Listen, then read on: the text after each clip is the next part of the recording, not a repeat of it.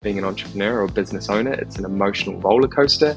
I was losing this battle, and it exposed me to the sense of survival and a place where I never wanted to be again. That was a more rewarding journey, 5 months in Jakarta, than university for me. I wasn't a great student, didn't really enjoy learning in a classroom, but then loved the practicality around trying to buy and sell and negotiate. You do need to not just accept failure, but you need to learn to love failure as part of the process. It's your best friend as long as you use it wisely, and you do grow and you learn and you develop every time you encounter those failures. I'd love to know how you managed to do this. What's your secret? Today, I would say the fundamental is, that's what I do now. I look at every task that I do that gives me my time back.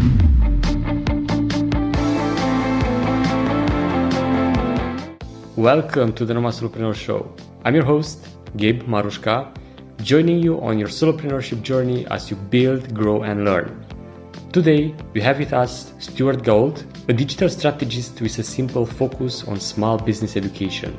He believes in educating and keeping small business owners with the tools, skills, and knowledge to help them thrive in their digital environment. He shares today his entrepreneurial journey from selling chocolate when he was a teenager to failing countless times with different business ideas, to finally succeeding and building a community of 200,000 subscribers on YouTube. But most importantly, he shared with us the secret of delivering constantly 2 videos a week for the past 3 years. And that is the focus funnel. He will dive deep into that and show you how you can multiply your time as well. That will change the way you think about prioritization and leveraging your time. Let's dive straight into it. Kia ora, Stuart. How's it going? Pretty good. Thank you so much. Happy to finally have the chance to record this episode because we planned for so long. I'm really excited to share your story with our audience. I want to ask you, how you become the business owner you are today? First of all, Gabe, thank you so much for having me. Like you said, we've been trying to make this happen for quite a while now, and we've just both been busy with life, with family, with friends. We've had a big holiday, which wasn't much of a holiday because I was so busy looking after everyone here in Bali, but it was nice. But in terms of my business journey, where I am today, if I rewind and look back to where I started, I've always been into entrepreneurship. That came to light at primary school and intermediate. I used to sell chocolates at lunchtime. So I used to buy them from Countdown, which is a supermarket down the road, for about $1. And then I used to sell them at school at lunchtime for about $2. And I did that for pretty much quite a number of years, and then got into importing and selling products at school, and I loved it. I wasn't a great student, didn't really enjoy learning in a classroom, but then loved the practicality around trying to buy and sell and negotiate. And I guess that's where I started.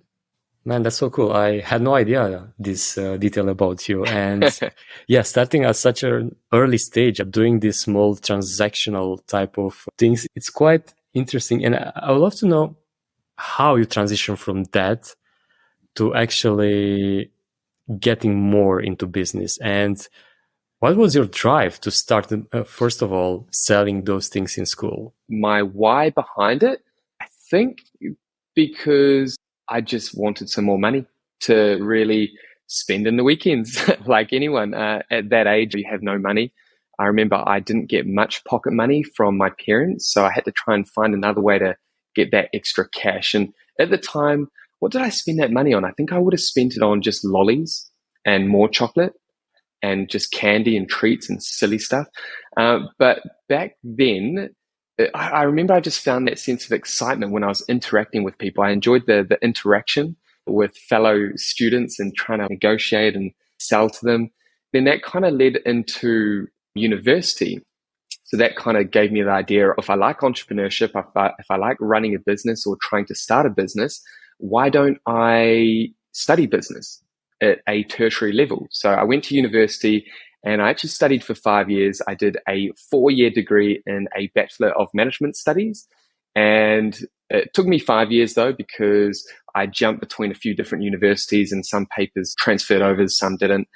And so that took me 5 years. But what I realized is didn't really teach you how to start a business. It was more just teaching you really how to learn under pressure. And that's what I learned at university. I learned how to work in teams and I learned how to work under pressure.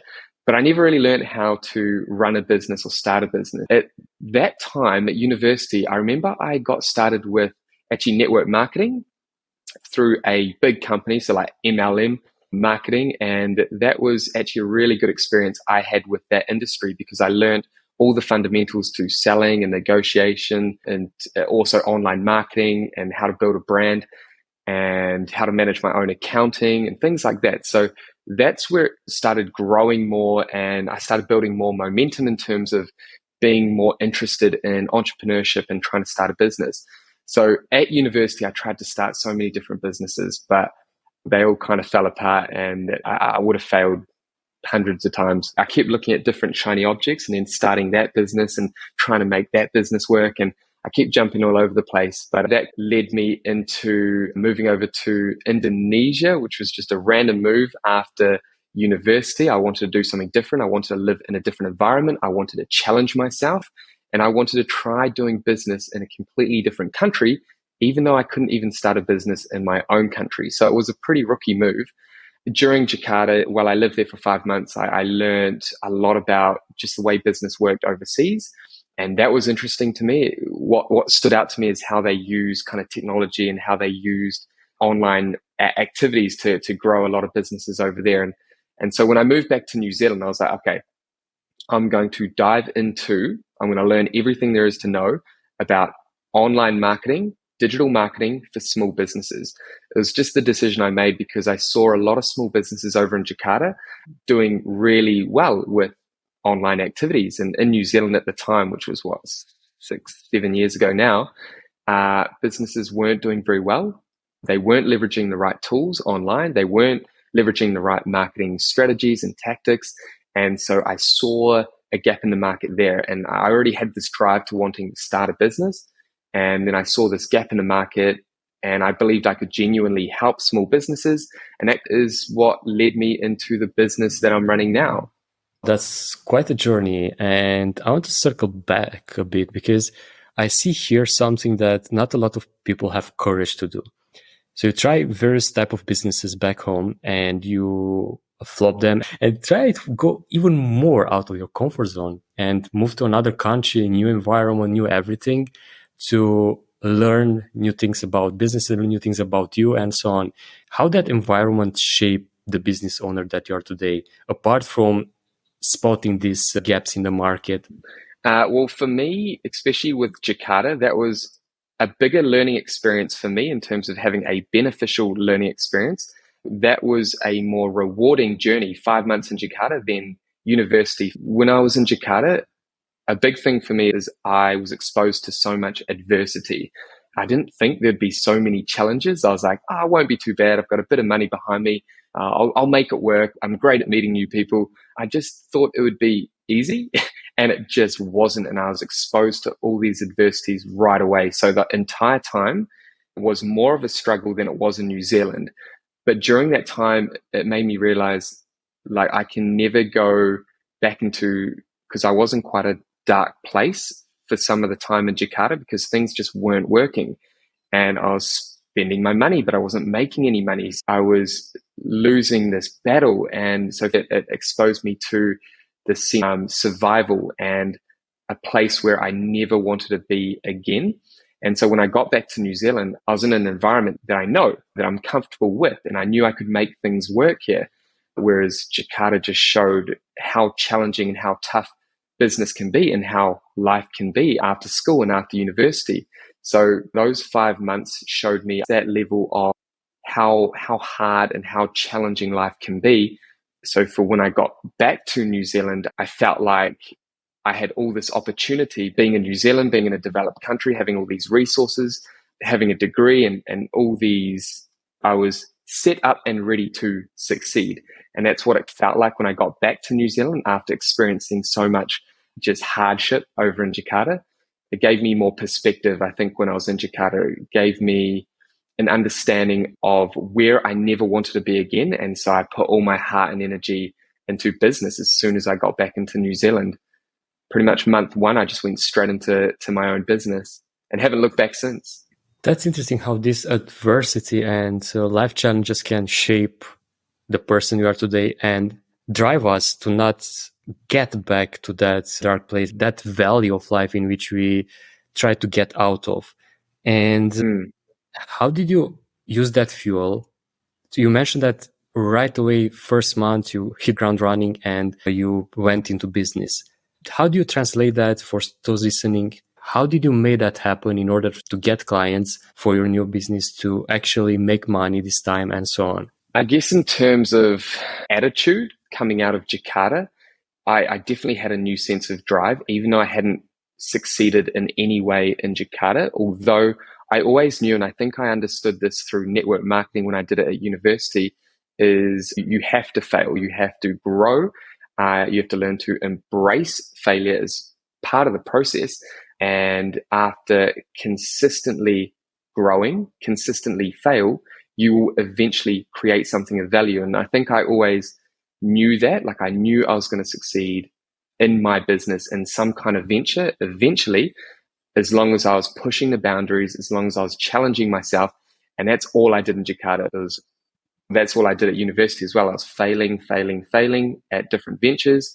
And then over in Jakarta, again, I was doing the same thing. I was trying different ventures. I was trying to create something, and I was learning a lot. I was growing a lot. At the time, I didn't really understand how it had an impact on me. But when I got back, I knew I was a different person than 5 months ago.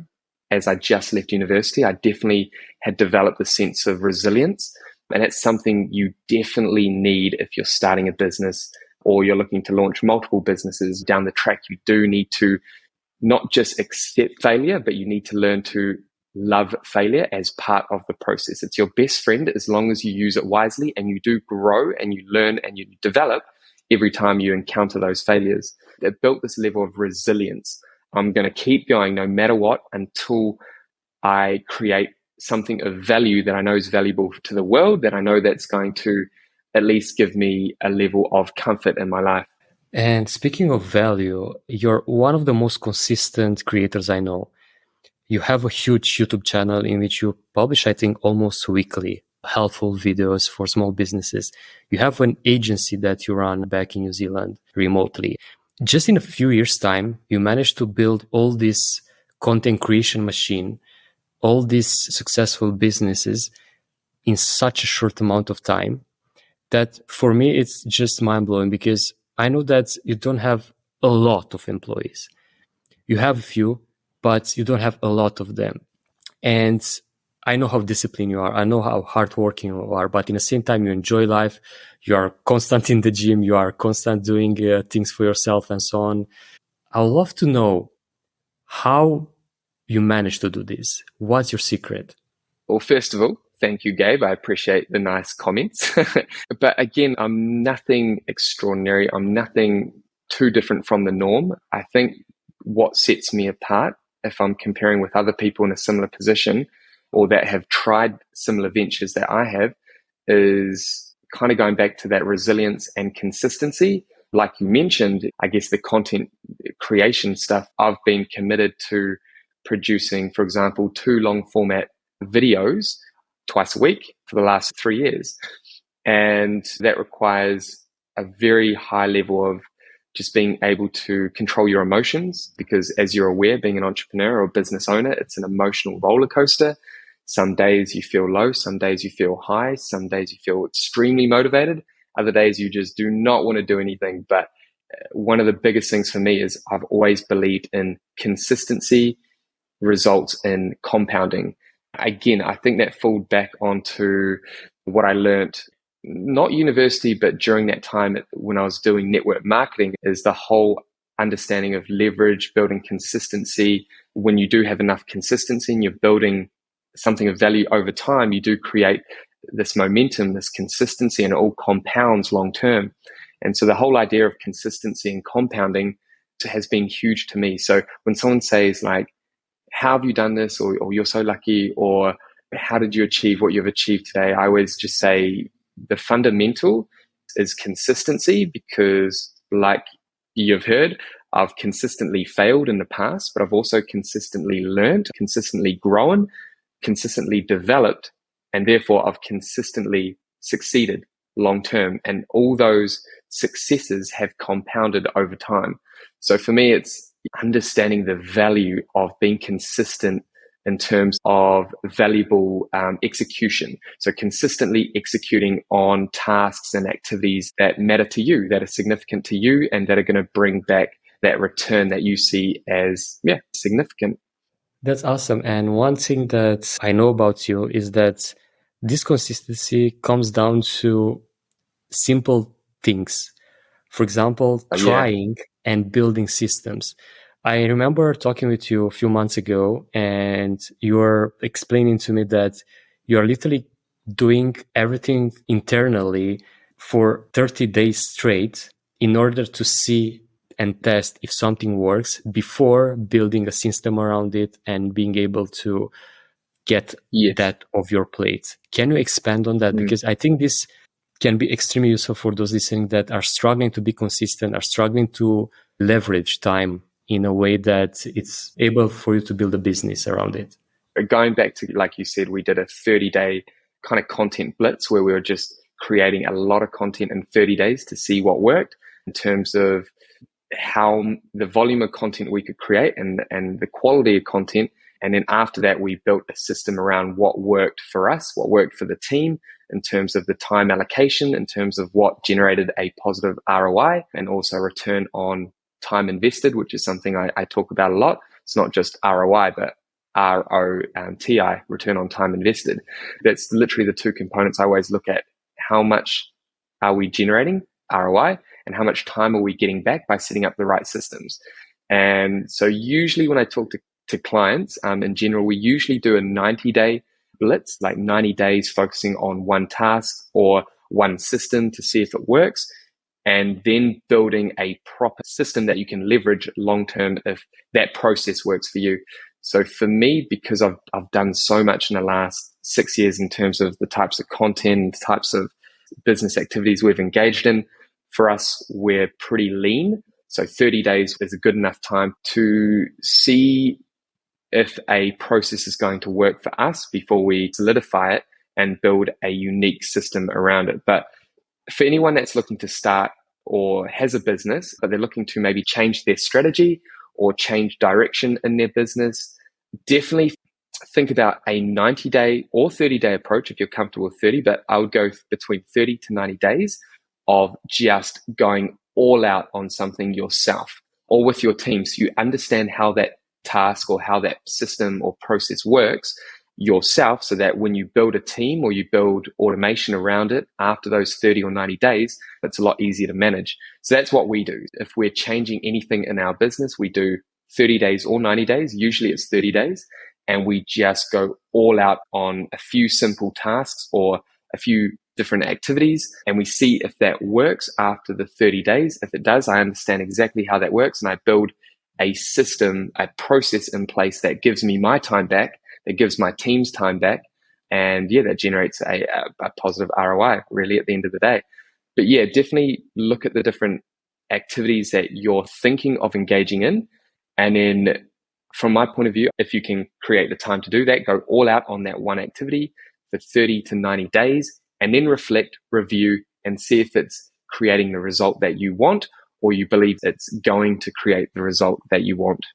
And how you translate this into something extremely practical. We can think about an example that the area that you're expert in, video creation, because I truly believe that video will be huge, especially on platforms that are not leveraging that well video yet, LinkedIn, for example.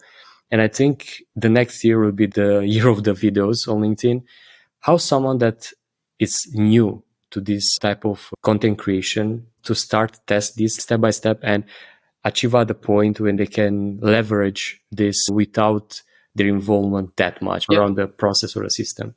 One of the tactics that I've been using for probably about a year and a half is called the focus funnel.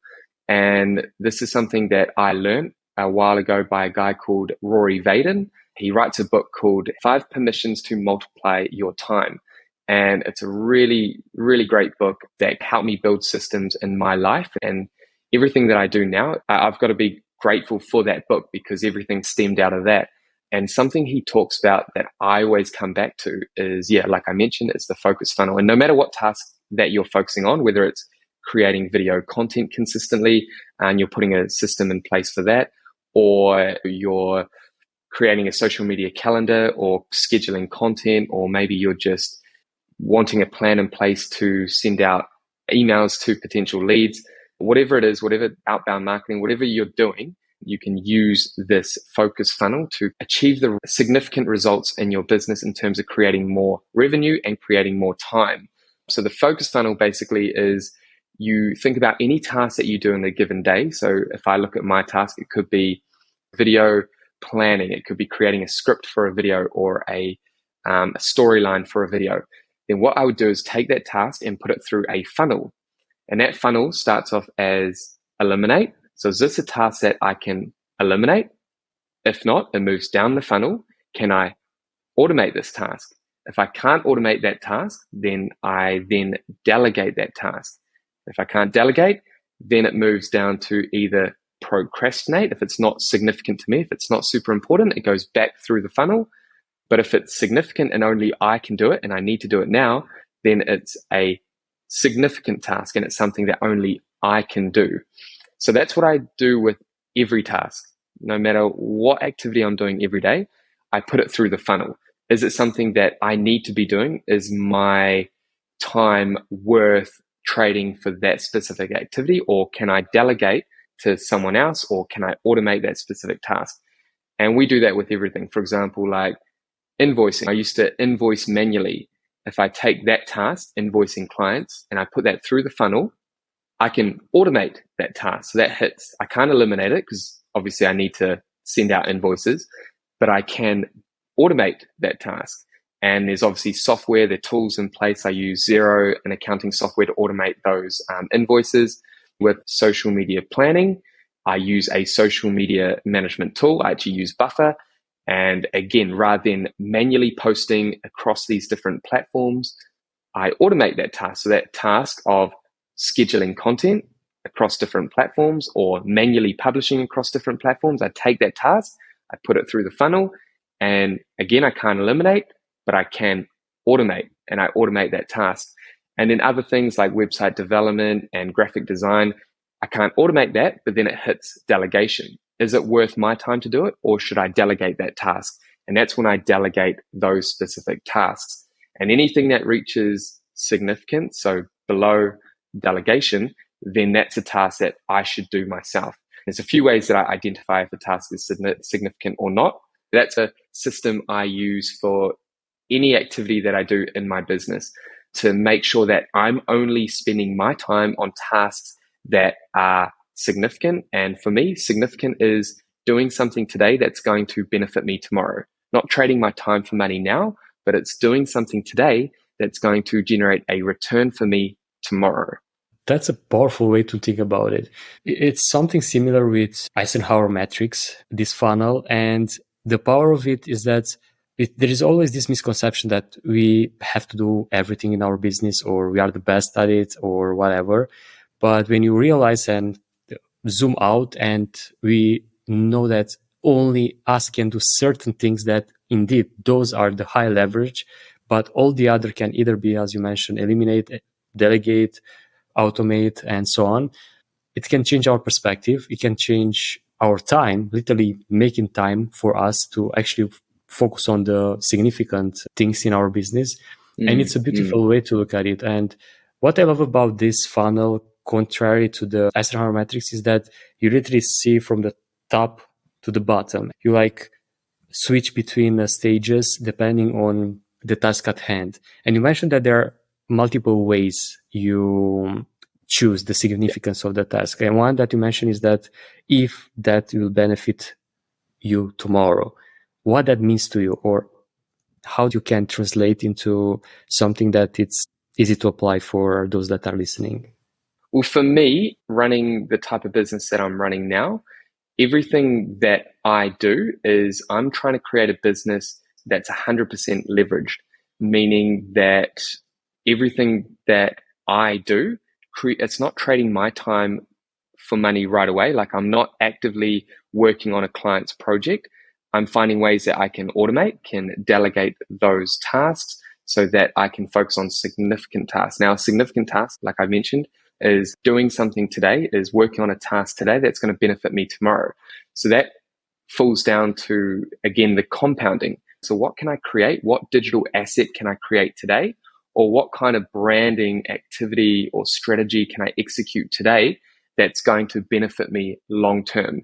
If there's a task that I need to do right now, that can be done right now, I will again put that task through the focus funnel and ultimately either eliminate, automate, or delegate. But if it's a task that's significant to me and it's something that's going to benefit me long term, for example, like creating a YouTube video, these are video assets. The reason why they're digital assets or video assets is because they do a lot of things for our business. They help with branding. They expose new small business owners to our brand.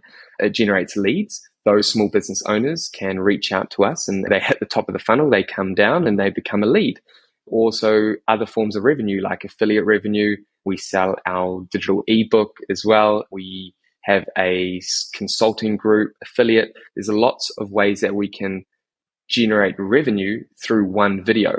A significant task for me is creating those videos because it's something that's going to benefit me long term. It's building my brand. It's generating revenue. There's a lot of reasons why creating a video is a significant task to me. Another one could be sitting down for a 15-minute meeting with a potential client and introducing them to a partner team where we sell leads to. So we have a partnered business where we initially talk to a potential client and I introduce them to the development team.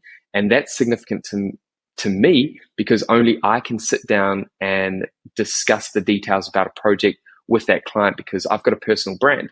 People reach out to me via watching a video or from the website because they want to deal, they want to interact with me. And then I provide that credibility and authority. And that's what helps with that whole interaction or that whole situation in terms of selling leads. Going back to significant tasks, and this can be different for other people depending on the nature of your business. But for me, I'm all about creating assets long-term, semi-residual assets that I can create now, that I can put my energy now, that are going to multiply or compound long-term into the future. Definitely. And what I want to ask you, because I know that you're the master of the tools, what resources and tools can you use to start creating this focus funnel, especially the automation part, which technically speaking, for most of us might be the most challenging one? What tools do you recommend and systems, or if there are ready-made systems out there in order to automatize or take advantage of technology in order to run business smoothly? There's no one web stack or package that fits. We work with small businesses every day, and every small local business or e-commerce business, they're all completely different in terms of the way they structure their business and in terms of their day-to-day operations. So there's no one tool fits all or multiple or like a web stack slots into that business model. But for me, depending on the nature of your business, you need to have obviously streamlined communication in your business. So something we use is obviously Slack, and that's been great for our business. We use a project management tool called Monday, and that works well for us because it integrates directly with some of our other tools. Like we use Stripe to collect payments. But then there's a lot of business owners that are just getting started and they want to access free tools. How can they leverage free tools to start generating revenue, to start growing a business? I talk to a lot of small business owners that are either just getting started or are looking to transition online. And I always talk to them about specific tools that will work for them. For example, if they want to build a landing page, I usually say you can build a free landing page with Google Sites. It's an easy tool to use for small businesses. And then you can embed payment gateways like Stripe directly into that landing page. Again, free of charge. Obviously, you pay per purchase, a small fee. But there's so many tools that, you can leverage. It really just depends on what you're after. For example, video creation, we use Filmora, Wondershare, we use InVideo, we use Canva. We use those three for video creation.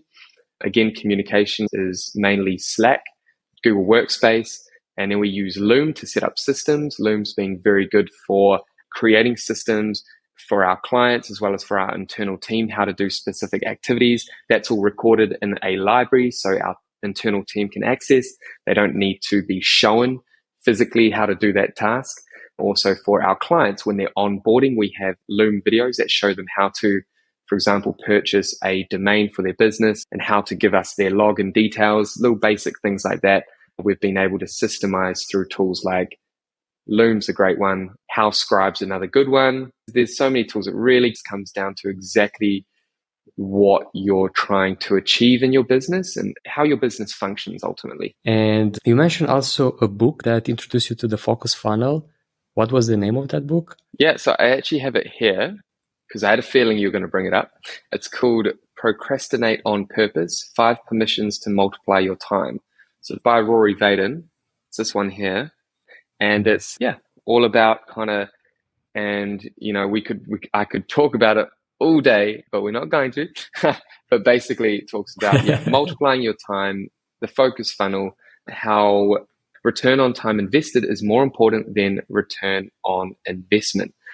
Time is more valuable than money. Basically, it talks about how you can, multiply your time, multiply your revenue by understanding some key principles. Some we've briefly talked about today. That sounds super useful. And I love this concept because it is the only finite resource, time. And if we can leverage it as much as possible, it's basically the blueprint to success in business. Speaking of books, I know that you released a book this year. Can you please tell us a bit about it? Yes, we released a book at the beginning of this year called Go Digital Now, the Ultimate Small Business Playbook. And I've been working on this book for pretty much all of 2022. And it's a combination of everything that I've learned through dealing with hundreds and hundreds of small business owners all over the world, as well as the hundreds of tools that I've used and helped small businesses adopt. And so I've taken everything that I know and I've put it into essentially a roadmap. So a digital roadmap that a small business owner, someone that's looking to start a new business, or someone that's looking to transform their business online.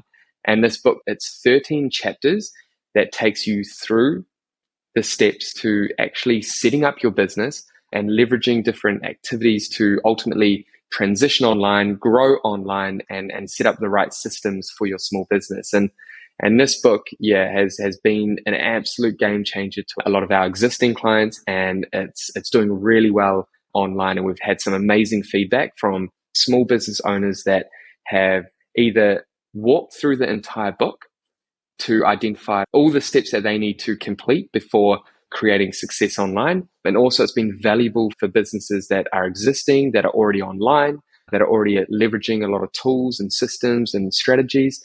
There's a lot of things that they have picked up and they keep coming back to. So they use it as a playbook to jump back to chapter 6 or chapter 13, depending on kind of the stage of business they're at and what they want to get out of it. So it's been a very powerful resource for existing and new business owners. That's awesome. Congrats on the launch and the success of it. I know it's a really valuable resource, so I put it in the show notes. And speaking of show notes, can you please tell our listener where they can connect with you if they want to work with you or get in touch? Yeah, absolutely. So you can find me anywhere online. You can, my YouTube channel is just Stuart Gould, and the entire Stuart Gould brand. So my personal brand is, just Stuart Gould, STEWART, and then Gould, GAULD. And you can find me on LinkedIn, you can find me on Instagram, you can find me on Twitter, you can find me on YouTube. The main platforms we leverage is really our website, so stuartgould.com, and YouTube, because one of our main focuses, marketing strategies, is search. We focus on video search and we focus on Google search, on across different search engines. You can find me, Stuart Gould, across any of these platforms. Awesome. And I'll put as well the links in the show notes. And to wrap things up, we want to turn all this knowledge into something actionable. And I want you to challenge those listening to start applying the focus funnel in their own business in less than 24 hours. What is one thing they can do in order to leverage that?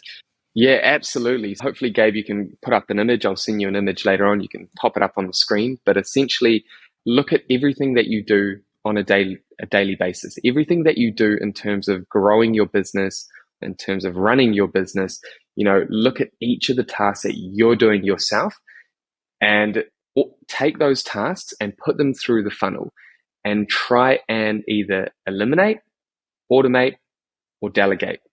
And then only focus on those tasks that you believe are significant to you. Only you can do it. And those are the tasks that are going to benefit you long-term, benefit the business long-term.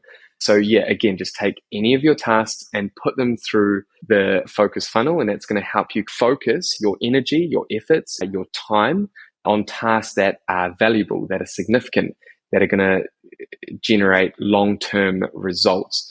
And yeah, that's all you really need to do. And I would write them down, and then after a while, you'll have that kind of frame, that mental understanding of how the focus funnel works, and you'll automatically start doing that. And that's what I do now. It's a really good concept for kind of just honing in, focusing on the significant tasks, and then execute those consistently. That's an unbelievable exercise. And I feel like anyone that is trying to put that into practice will be blown away by the efficiency of it. As we all discuss in this episode, it's not about the multitude of the tasks that we have to do. It's about those meaningful ones, the significant ones that actually move the business forward. So thank you so much, Stuart, for sharing all this wisdom with us and sharing your story and this actionable and practical focus funnel approach. Personally, I know that I'll start applying in my own business. I'm a bit upset that you didn't tell me about it earlier, but I'll do my best to leverage it now. So thank you so much for this. It was an absolute pleasure to catch up, and can't wait to share your story with our listeners. Thank you so much for having me, Gabe. It's been awesome. And I hope people took a little bit of value away from this discussion. There's always so much to talk about. But yeah, again, if I leave any podcast or any discussion, I always say just focus on significant tasks and execute those tasks consistently, long-term, and you'll see huge results in your business and in your life. Thanks for listening, everybody.